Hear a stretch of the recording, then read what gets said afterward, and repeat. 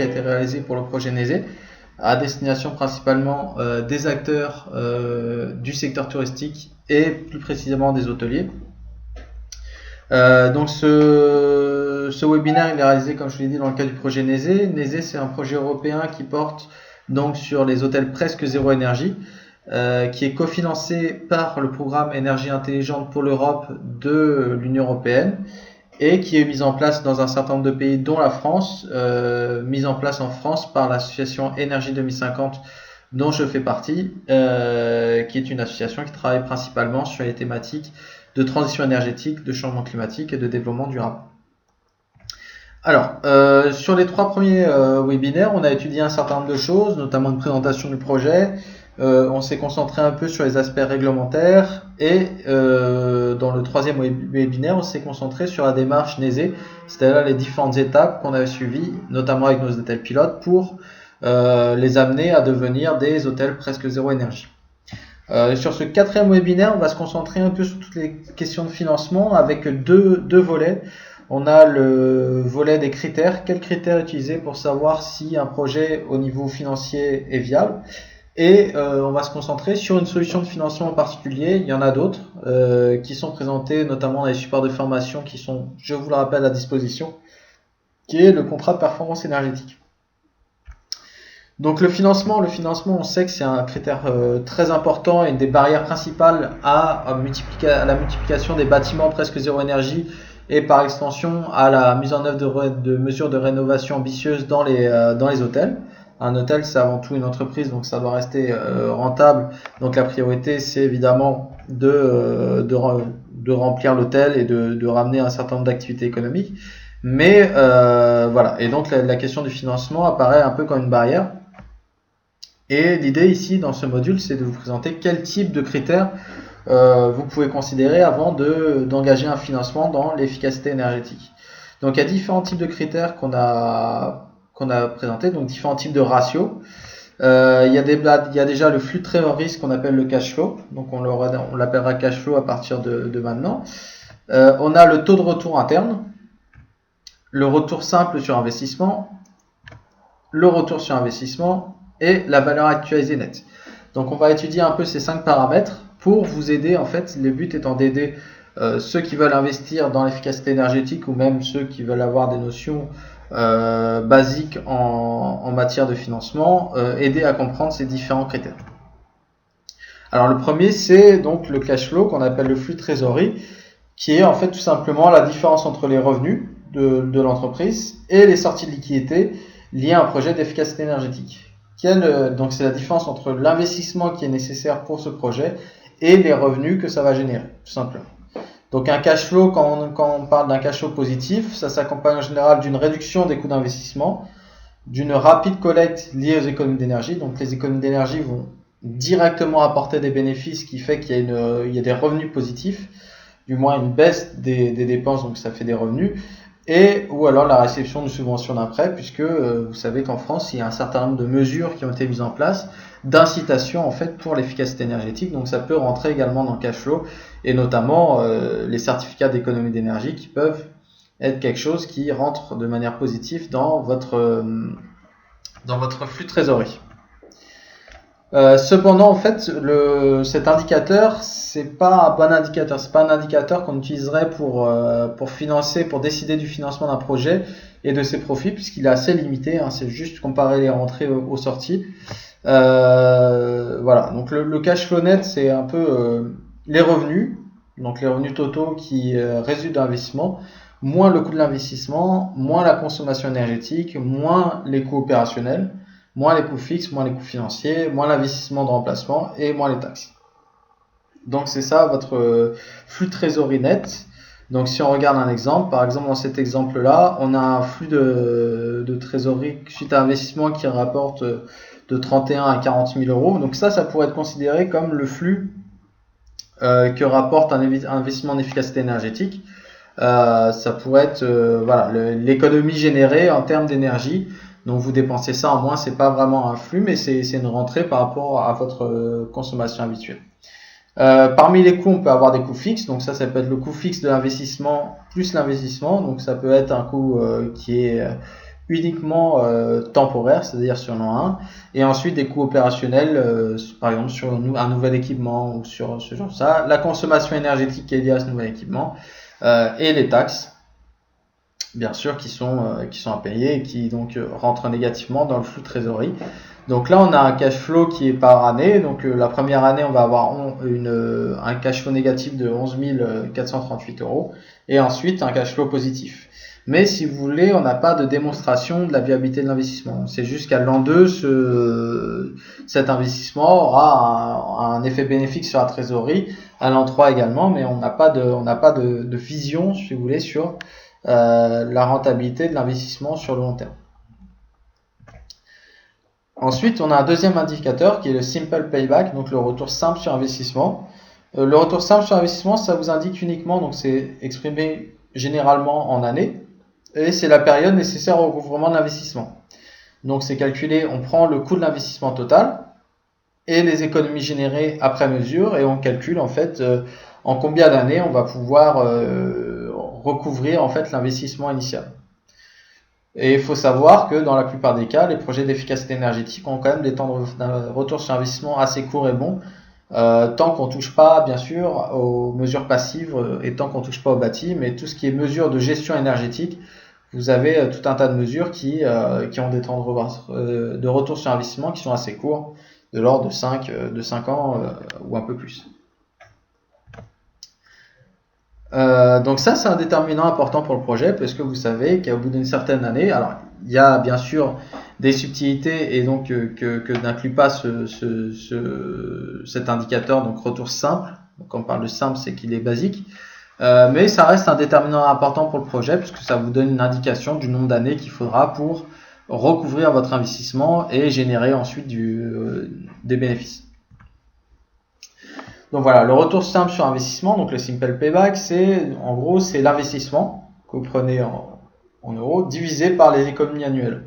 Donc mettons que si vous avez un investissement qui vous coûte 10 000 euros et que vous avez des économies annuelles qui sont évaluées à 2 500 euros, bah votre retour sur investissement, votre Simple Payback, il sera de 4 ans. Voilà. L'investissement, ça peut être le coût des équipements plus le coût du travail. C'est important. Et les économies annuelles, c'est les économies générées suite à l'investissement tous les ans. L'avantage de ce ratio, c'est que, en premier lieu, il est simple. On vous calcule, notamment lors de l'audit, on vous dit cette mesure d'efficacité énergétique va vous générer tant, ça vous coûte tant à l'investissement, ça va vous coûter un peu en entretien. Vous calculez les revenus que ça génère et vous calculez votre retour simple sur investissement. 4, 5, 20 ans, mais c'est assez facile et c'est la priorité donnée à la liquidité, c'est-à-dire que vous avez des liquidités qui rentrent. Les petits défauts, le contre de ce type de ratio, c'est qu'il favorise les projets courts, c'est-à-dire les projets qui ont un court retour sur investissement. Évidemment, si on vous présente un projet, on vous dit le retour sur investissement il est de 4 ans et un autre projet, le retour sur investissement il est sur simple, il est de 15 ans. Vous allez avoir tendance à aller vers le projet le plus simple. Le problème, c'est que là, on est dans un cadre de NESE avec des objectifs ambitieux et l'objectif, c'est quand même d'arriver à un niveau de performance élevé, et ce niveau de performance élevé, en général, on ne l'atteint pas dans le cadre d'une rénovation sans mesures d'efficacité énergétique qui sont un peu plus, qui ont des temps de retour un peu plus longs, notamment sur tout ce qui est isolation, changement des menuiseries, etc. Pas de prise en compte de la dépréciation, ça veut dire que l'économie que vous faites aujourd'hui, elle a la même valeur que l'économie si vous économisez 2 000 euros aujourd'hui et que vous économisez 2 000 euros dans 5 ans.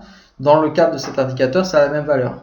Sauf que il y a plusieurs choses qui rentrent en compte. Déjà l'inflation. On sait qu'avec l'inflation, les 2 000 euros que vous aurez dans 5 ans, ils n'auront pas la même valeur que les 2 000 euros que vous avez aujourd'hui. Et il y a ce qu'on appelle également la préférence pour le présent, c'est-à-dire qu'en général, on accorde plus de préférence à l'argent qu'on a aujourd'hui qu'à l'argent qu'on aura dans 5 ans. Donc, ça ne prend pas en compte cette dépréciation de la valeur de la monnaie à travers le temps. Alors, troisième critère qu'on peut utiliser, c'est la valeur actualisée nette. Alors, la valeur actualisée nette, c'est la différence entre la valeur actuelle des sorties de trésorerie et la valeur actuelle des entrées de trésorerie. C'est-à-dire tous les flux monétaires on va les actualiser. C'est-à-dire que quand on parle de dépréciation, on va actualiser la valeur. Par exemple, si vous avez 5 000 euros dans 5 ans qui rentrent, ça n'a pas la même valeur que 5 000 euros qui rentrent aujourd'hui. Donc on va faire la somme, la différence entre toute la valeur actuelle des sorties de trésorerie. Donc même si dans 5 ans vous devez investir 2 000 euros pour l'entretien d'un appareil, ça n'a pas la même valeur que si vous sortez 2 000 euros aujourd'hui. En général, ça va avoir une valeur moindre puisque l'argent a tendance à se déprécier au fil du temps. Comment on le calcule? Donc on fait la somme des investissements initiaux, donc la somme des investissements, donc des sorties de financement, auxquelles on soustrait les économies à l'année T. Donc pour chaque année T, on va calculer les économies. Donc pour chaque année T, puisque là on fait la somme donc de N0 de l'année 0 à l'année T. Donc pour chaque année, on fait ce calcul. Moins les investissements additionnels pour cette année T, divisé par le taux un taux qui représente le taux de dépréciation pour cette année T. Donc ça permet de calculer en fait la valeur actualisée des rentrées moins les sorties actualisées pour l'année T, tout simplement. Vous verrez, c'est un peu compliqué comme ça, mais si vous l'appliquez, c'est pas si facile, c'est pas si difficile. Donc les avantages de cette valeur actualisée nette, c'est qu'elle tient en compte la valeur de la valeur temps de la monnaie. L'après cash flow et l'avant cash flow sont pris en compte sur toute la durée de vie du projet. C'est-à-dire que là, on a une somme de tous les investissements, de toutes les rentrées et sorties sur toute la durée de vie. On n'est pas juste sur un indicateur sur une année. Donc, on prend en compte toute la durée de vie du projet. Et le risque et la profitabilité des projets ont la priorité, c'est-à-dire que les projets qui ont la meilleure profitabilité sur le long terme, c'est eux qui ont la priorité, même si ces projets ont une durée de vie de 25 ans. Donc là, vraiment, on met l'accent sur la profitabilité sur la durée du projet de l'investissement. Peut-être si on va maintenant sur les aspects contre, si on compare les projets, la valeur actualisée nette ne tient pas compte des différents investissements de base. Et elle ne tient pas compte de la durée du projet. C'est-à-dire que si vous avez un projet sur 25 ans et sur 5 ans, on va avoir une valeur actualisée nette pour chacun. On ne va pas voir que l'un est à 25 ans, l'autre est à 5 ans. Voilà. Et si vous avez bien compris ce que j'espère, la valeur actualisée nette, c'est un niveau acceptable, c'est tout projet dont la vanne est supérieure à 0. La vanne est supérieure à 0, ça veut dire que vos rentrées d'argent sont au minimum égales ou supérieures à vos sorties d'argent en termes actualisés. Donc c'est un investissement qui est rentable. Alors, quatrième ratio, c'est le taux de rentabilité interne. C'est le taux de réduction qui devrait être appliqué à l'épargne future des projets de façon à égaler les coûts de l'investissement. Cela rend la vanne de l'investissement dans un projet donné égale à 0. Donc ça veut dire que plus le taux de rendement interne est élevé, plus il est souhaitable de réaliser le projet. Donc comment il est calculé? Donc on fait la somme pour chaque année, donc à partir de t égale 0 jusqu'à n. N étant le nombre d'années sur la période étudiée, des économies moins de l'investissement pour l'année T, actualisé donc par rapport au taux d'actualisation, donc 1 plus l'IRR, le taux de rentabilité interne, moins l'investissement de base. Alors, l'avantage de ce taux de rentabilité interne, c'est un moyen simple de communiquer sur la valeur du projet. Et s'il est suffisamment élevé, il n'est pas forcément nécessaire d'évaluer un rendement requis, puisque c'est une tâche qui est compliquée. Donc ça fait partie des avantages. Par contre, il n'est pas pertinent d'appliquer ce taux aux projets mutuellement exclusifs si leur durée est différente ou si la distribution des bénéfices est différente. Et le même projet peut avoir différents taux de rendement interne parce que mathématiquement, il peut avoir différentes solutions à l'équation NPV égale 0. Donc voilà, là c'est pour vous montrer un peu l'exemple qu'on a vu tout à l'heure.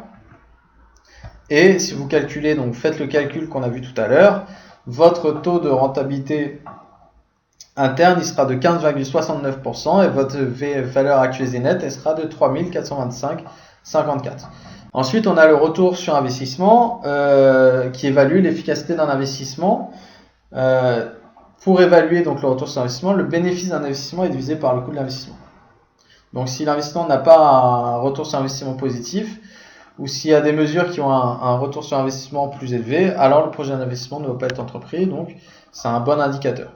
Donc voilà, là c'est les économies moins l'investissement sur les économies, ça vous montre le retour sur investissement du projet. Donc c'est très simple, très courant, mais il peut être facilement modifié en fonction de l'objectif d'analyse.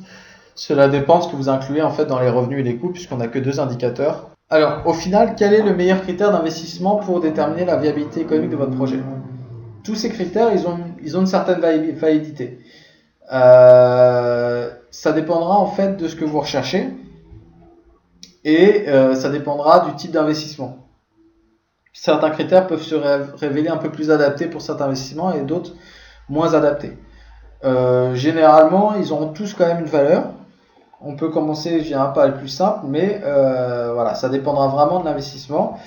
Mais dans tous les cas, il est quand même conseillé d'utiliser donc la valeur actualisée nette ou le taux de rentabilité interne parce qu'ils sont basés sur le cash flow. Donc il y a le cash flow qui est inclus déjà dans ces données-là et il suppose un certain taux de réinvestissement des revenus.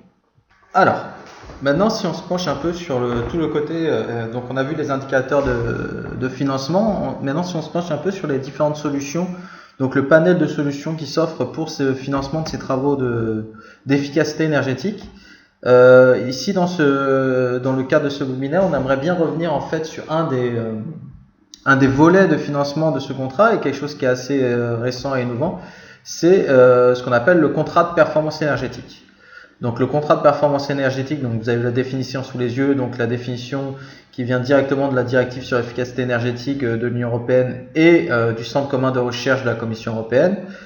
Globalement, un contrat de performance énergétique, c'est un contrat où vous avez l'efficacité des travaux, donc vous avez une garantie en fait sur l'efficacité des travaux, c'est-à-dire sur les économies générées par les mesures d'efficacité énergétique, une garantie qui est en général issue de l'entreprise, donc l'entreprise de services énergétiques qu'on appelle, c'est le modèle ESCO, qui a réalisé les travaux ou qui a réalisé la mesure d'efficacité.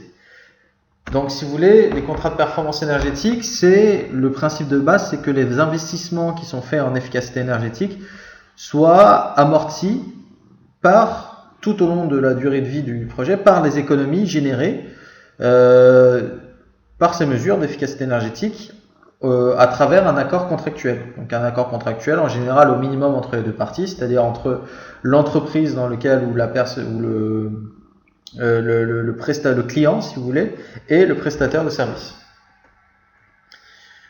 Le principe, c'est donc que les améliorations de performance paient totalement ou partiellement pour l'investissement initial. Donc ce qui va se passer, c'est que vous allez mettre en place les mesures d'économie d'énergie. Donc ça, c'est le rond qui est au-dessus. Ça va générer des bénéfices et des économies aussi bien énergétiques évidemment que monétaires. Et ces économies monétaires, en fait, vont servir pour financer ces travaux d'efficacité énergétique. Donc, si vous voulez, on a une sorte de cercle vertueux et qui est la base même du principe des contrats de performance énergétique. Voilà. Les bénéfices, donc les bénéfices sont assez clairs. C'est que d'une part, vous avez des économies qui sont garanties. Donc, les économies garanties, ça vous enlève si vous voulez, un risque par rapport aux travaux d'efficacité énergétique, c'est que vous n'avez pas de garantie sur résultat. Dans le cadre d'un contrat de performance énergétique, ces économies-là sont garanties par le prestataire, par l'entreprise de services énergétiques. Il n'y a pas de risque ou moins de risque d'investissement en tout cas pour la personne, pour le client, puisque les économies sont garanties, donc ça diminue le risque. Le risque, lui, est reporté sur la société qui finance les travaux. Ou qui finance les travaux, au moins qui garantit les travaux, parce qu'on verra qu'il y a différents systèmes, il y a différents formats de contrats de performance énergétique, et ça a une garantie qu'on aura une réelle amélioration des performances énergétiques, qui est quand même ce qui est l'effet recherché, avec tous les effets bénéfiques en termes d'économie et de confort. Donc on a, comme j'ai dit, différents modèles de CPE. Le modèle de CPE, le premier modèle de CPE dont on va parler, c'est le modèle de CPE à économie partagée. Alors, l'économie partagée, qu'est-ce que c'est? C'est que vous avez l'investissement. L'investissement est réalisé par ce qu'on appelle l'ESCO. Donc ESCO, c'est Energy Service Companies. Donc c'est un peu c'est un modèle un peu différent, mais c'est en gros l'investissement est pris en charge par la société de services énergétiques qui est en charge de réaliser les mesures. Et dans ce modèle de CPE à économie partagée, les services inclus sont le financement de l'investissement, donc par l'entreprise. L'entreprise s'occupera également de la gestion et du contrôle de la consommation énergétique, donc ça lui reviendra, donc elle fera le suivi des consommations derrière, et les bénéfices économiques immédiats pour le client. Donc il y aura quand même des bénéfices de cet investissement qui seront immédiatement perceptibles par le client. Les économies partagées, elles sont basées ensuite sur un pourcentage des économies garanties. Donc il y a un pourcentage des économies qui reviendra à l'ESCO, l'autre pourcentage des économies qui sera directement pour le client. Une période de retour maximum, c'est-à-dire qu'on va fixer une période et une durée du contrat également pour normaliser, pour formaliser tout ce processus et qui dépendra également, basé également sur les capacités financières du client. Donc ça, c'est le modèle de CPE et économie partagée. C'est une présentation très simple. Après, il y a beaucoup de choses qui sont derrière, mais voilà, pour que vous ayez une idée. Donc là, effectivement, l'investissement et le risque est pris par ce qu'on appelle l'ESCO, par la société de services énergétiques, qui en plus s'occupe derrière du contrôle de la consommation. Évidemment, il y a une partie des bénéfices des économies qui en viennent pour que son travail devienne rentable. Mais voilà, pour le client, c'est quelque chose qui est assez intéressant puisque ça évite d'avoir à prendre en charge l'investissement initial. Deuxième modèle de CPE, les économies garanties. Donc là, par contre, dans ce cadre-là, on a un investissement qui est entièrement assumé par le client. Donc là, il n'y a pas d'investissement de la part de l'ESCO, c'est le client qui investit. Mais par contre, l'ESCO, ce qu'elle fait dans ces cas-là, c'est qu'elle garantit quand même les économies. Et si les économies ne sont pas réalisées, c'est l'entreprise de services énergétiques qui paiera une pénalité au client. Donc même si le client à la base prend en charge tout l'investissement, le risque est quand même transféré vers la société de services énergétiques car c'est elle qui garantit la performance et c'est elle qui garantit les résultats de l'investissement. Donc le risque est donc assumé par l'ESCO et c'est pour ça également qu'elle va avoir, même si elle n'a pas pris en compte l'investissement initial, elle va s'octroyer une partie, un pourcentage qui est déterminé à l'avance dans le cadre du contrat CPE, un pourcentage des économies qui seront générées par l'investissement en efficacité énergétique. Alors dans ces cas-là, on peut aussi avoir un tiers financier qui peut être une institution financière qui financera, si vous regardez sur la droite, qui financera directement le client. Si on revient dans le schéma d'avant, on est dans un modèle où le tiers financier finance directement la société de services énergétiques. Voilà, donc c'est un peu la différence. Et là, vraiment, l'investissement initial est pris en charge par le client, mais il y a le côté rassurant du fait que il y a des économies garanties et que si ces économies ne sont pas réalisées, vous avez une entreprise qui vous rémunère, qui vous paye une pénalité. Donc, dans les deux modèles, on a quand même des modèles où c'est l'entreprise de services énergétiques, ça c'est la base du CPE, qui garantit la rentabilisation de l'investissement.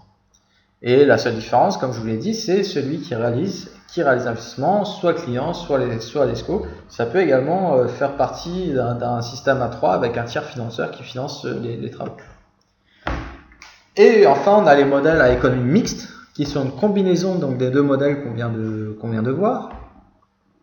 L'ESCO garantit les économies au client et toutes les économies additionnelles seront partagées entre l'ESCO et le client. Donc ça, c'est un des modèles. Donc on a un modèle où on a des économies qui garantissent et quand ça va au-delà de ces économies, c'est partagé entre l'ESCO et le client. Donc ça peut être dans un cas où l'ESCO a investi au départ ou même le client a investi au départ. Il y a des modèles de leasing également où c'est l'entreprise de services énergétiques qui loue un nouvel équipement pour une durée de contrat. Et ce nouvel équipement est transféré à la fin du contrat au client. Ça peut être le cas notamment pour les énergies renouvelables. Vous avez des contrats de leasing qui portent sur, par exemple, des panneaux solaires ou des panneaux photovoltaïques. Pendant toute une durée, ce matériel appartient à la société de services énergétiques qui peut également par exemple revendre l'électricité et donc bénéficiera de ce revenu pour rentabiliser son investissement, et à la fin du contrat de location, ce matériel revient au client. Alors habituellement on a toujours quand même un paiement fixe pour amortir l'investissement, des frais d'entretien dans le cas où l'entreprise de services énergétiques assure le suivi, et un paiement variable basé sur les économies réalisées, ce qu'on appelle les économies partagées. Dans ce cadre-là, le risque de la performance est souvent partagé entre l'entreprise de société de services énergétiques et le client, et également qui partage également le risque par rapport au prix de l'énergie. C'est-à-dire que si le prix de l'énergie, comme en ce moment, est très bas, effectivement, ça rend les investissements en efficacité énergétique moins rentables. Et si dans le futur vous avez une chute du prix de l'énergie, ça rend l'investissement moins rentable. Donc il y a quand même un risque par rapport à ça qu'il faut prendre en compte. Et dans ces cas, dans ces modèles CPE à économie mixte, en général, c'est partagé. Et par contre, vous avez l'entreprise de services énergétiques qui assume le risque du crédit. Alors voilà, là c'était pour le modèle CPE. Effectivement, on pourrait approfondir le CPE, c'est quelque chose qui est qui se développe. On a également à Énergie 2050 un autre projet qui porte sur le même sujet, donc je vous invite à nous contacter, qui porte sur le développement des contrats de performance énergétique dans le secteur tertiaire, notamment dans l'hôtellerie, parce que on fait le lien avec ce projet-là. Donc si vous êtes intéressé et si vous voulez en savoir plus sur ces CPE, n'hésitez pas à nous envoyer un email, on vous répondra avec plaisir et on vous informera sur les opportunités, parce qu'on va également lancer des projets pilotes qui existent dans ce projet-là sur les CPE. Les autres dispositifs que vous avez à disposition pour le financement des mesures d'efficacité énergétique, on vous en présente là quelques-uns, mais c'est vraiment pour les citer, et je vous invite à faire des petites recherches. On a également des documentations là-dessus qu'on peut vous transférer sans problème. Mais vous avez les obligations d'achat de l'électricité produite à partir des énergies renouvelables et de la cogénération. Donc ça fait partie des choses qui sont intéressantes quand vous installez des installations, quand vous mettez en place des installations d'énergie renouvelable, de revendre, si vous avez du surplus, de revendre de l'électricité au réseau directement. Vous avez des dispositifs d'aide à la décision de l'ADEME, les prêts éco-énergie, le prêt participatif pour la rénovation hôtelière, différentes aides des collectivités territoriales, notamment si on cite pour un de nos projets pilotes qui est en région PACA, Provence-Alpes-Côte d'Azur, il y a pas mal d'aides qui sont mises en place, et un certain nombre d'autres outils que vous pouvez découvrir et pour lesquels vous pouvez nous contacter, on vous informera. Donc voilà, ça fait partie des dispositifs qui sont mis en place justement pour aider à passer cette barrière du financement qui constitue souvent la barrière principale pour la mise en œuvre de travaux d'efficacité énergétique, mais également pour lever la barrière du risque. La barrière du risque, c'est-à-dire qu'on investit, est-ce qu'on va avoir vraiment les économies qui sont réalisées? Alors, on a le contrat CPE qui peut aider par rapport à ça, et évidemment, on a tout un tas de dispositifs qu'on a mis en place également dans le cadre du projet NESE, et c'est pour ça encore une fois que je vous invite à nous contacter, du matériel de sensibilisation, du matériel de formation pour l'éco-gestion énergétique, pour être sûr que vous n'ayez pas une gestion d'énergie qui soit inadéquate et qui diminue en fait les bénéfices estimés de vos mesures d'efficacité énergétique. Voilà, du coup il me reste plus qu'à vous remercier et à vous inviter à consulter nos prochains modules 5, 6 et 7 pour en savoir plus sur les mesures d'efficacité énergétique et sur l'intégration des énergies renouvelables dans le bâtiment et dans vos hôtels.